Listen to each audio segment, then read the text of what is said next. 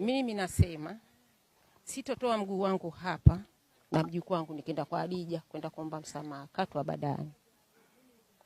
Mimi nimefika na nimeona matukio aliyofanya Hadija na mwenyewe kaongea.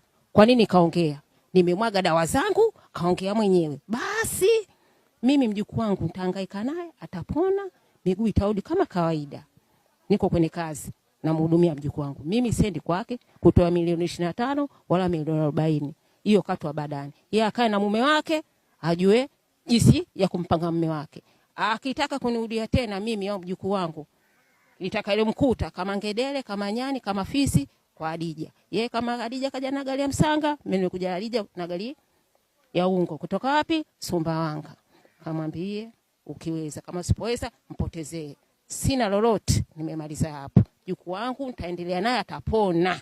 Ndio. Na hakikisha 100% atapona. Ule kama mchezo alikuwa anachezeana tu vijana. Mwenye nimefika. Kama 3 tu. Kama anamvua tu. Kama nguo vile kuvua.